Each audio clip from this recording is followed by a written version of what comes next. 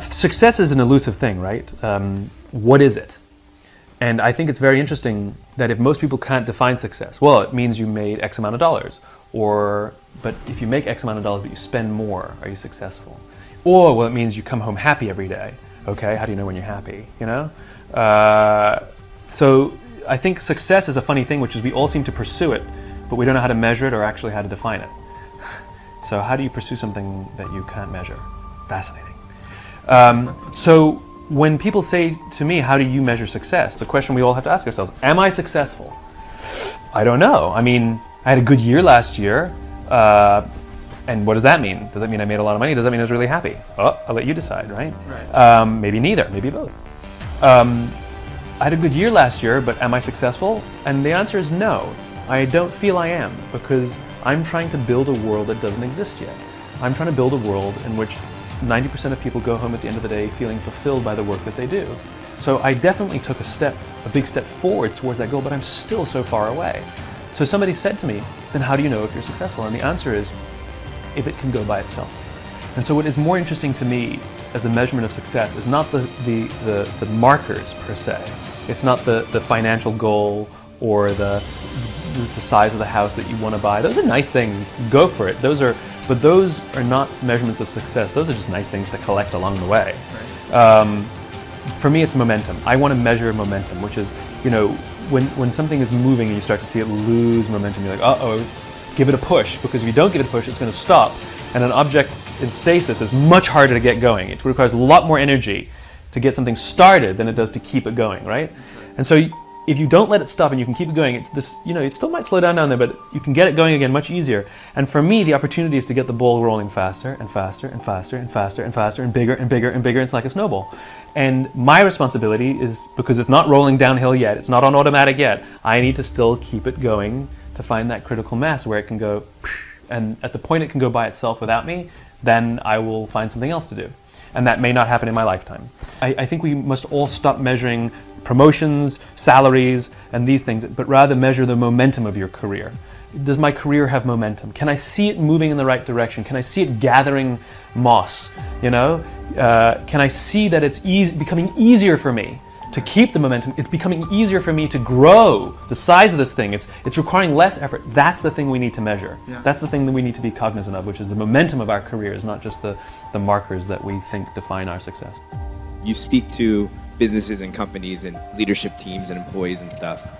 Without mentioning names, I don't want to put you on the spot, but have you gone and talked to a company that's been in trouble and then spoken to their team and then checked in on them after you've spoken to their leadership team?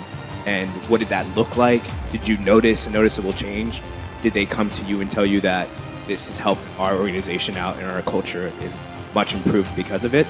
I'm not anybody's, like, you know, mom or dad. I'm not going to do it for you. And I have a very laissez-faire approach of it. I once had a client, this was a bunch of years ago, that said, what guarantee do I have that your stuff will work? Which my answer was, none. Like, I'm giving you a tool.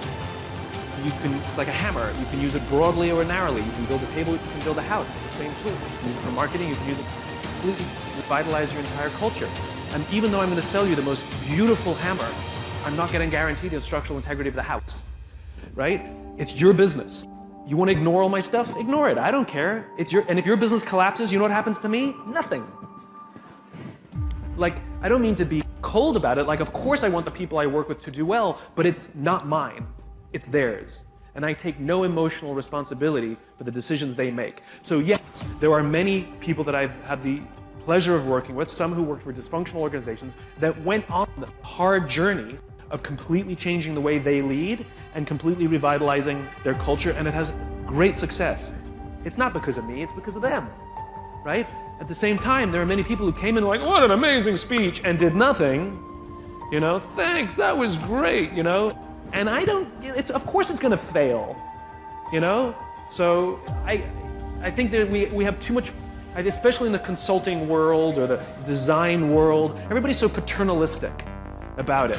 And designers are famous for this, right? They get so personally offended when the client chooses the wrong thing. oh, they're such idiots. Don't they know we're trying to help them? Or who cares? Like it's their freaking business, right? That's what you find. I've had that. Instead of arguing with somebody for them to make the right choice, because we genuinely want to help them. What I have found is if you push the accountability onto, because when we argue, we're taking accountability. This is better. This will help you. We're taking responsibility, accountability. But if we say, look, we've been doing this a bunch of years, we know more about design than you do, I'm telling you, for every reason that I can outline for you, why this will help you more. But if you don't want to do it, that's fine. It's your business. Do what you want. The minute you switch the accountability and put it all on them, amazingly, they're much more open to your opinion. So people are always talking about visions and missions and all of this stuff. When people ask me, like, what example should I look to? Like, what company should I? I'm like, here's an organization with a vision, a cause. It was founded with a cause. It's an entrepreneurial venture. America is an experiment. It's an entrepreneurial venture where a bunch of people got together and decided we needed to start our own country because there were certain obstacles that were getting in the way of a vision that we had of a better kind of country, better kind of company, right? And they stated it right out of the beginning. All men are created equal, endowed with these unalienable rights, amongst which include life, liberty, and the pursuit of happiness. And it's not just a competitive statement, like to be the best, to be the most respected. That's not what it was. And I'm amazed how many companies start their visions or missions with that terribly egocentric language. It was an ideal. And the amazing thing is we've been good at it and bad at it in our history, but it's endured for 240 plus years because we fundamentally believe that we are at our best when we're pursuing that. But it is an ideal. We will never actually achieve all people are equal, but we will die trying. And that's the point. And it's the same for a company, which is true vision inside a company, is something that has nothing to do with your product.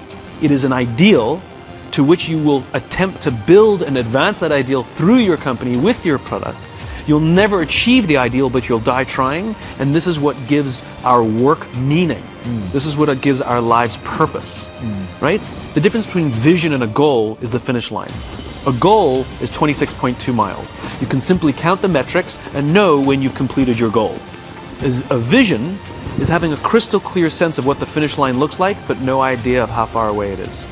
And the reality is you will spend your entire life never actually crossing the finish line, but the joy that every marathon you complete, you feel like you're getting closer. Every milestone that you accomplish makes you feel like you're getting closer and closer to the ideal, and this is what gives our life and our work meaning. How are you learning to better manage and motivate teams? I'm learning to manage teams by allowing the teams to do more themselves. There's a brilliant leader by the name of David Marquet who wrote a book called Turn the Ship Around. And he had an experience as a submarine captain on the USS Santa Fe where he realized that as much as he knew about submarining, he'd been a submariner his whole career, that put on this new submarine, he learned the hard way that he actually didn't know how the submarine worked. He made an order that nobody knew how to do it because that didn't exist on that sub. And so he realized he had no choice but to trust his people. And he went through this transformation as a leader of telling everybody what to do to allowing people to tell him what should be done. And I've learned a lot from him, and I highly recommend his book. And I've really learned that, which is, at the top of the organization, as David says, the people have all the authority, the leaders have all the authority, but at the bottom they have all the context, right? And so you can't just push all the context up, you have to push the authority down. And so the responsibility of leadership is to train people, make sure that they have the skill set, help build their confidence that they have the confidence to do what needs to be done. They have to have competence and confidence. And that's your job. That's the only job of the leader. It's like a parent. Make sure they have competence and confidence. Make sure your kids get schooling and make sure that they believe in themselves. And then leave them, And so I've done the same thing. Instead of sort of showing people how I would do it, I want them to learn how it's done, and feel good about themselves, and then just however they do it is how they do it, and the result is remarkable. People feel better about coming to work. They feel like they have something to contribute. They feel more valuable as opposed to just being told this is how I would do it or I'm going to do it this way. do it my way. So yeah, completely changing my understanding of my job as more like a parent than a manager.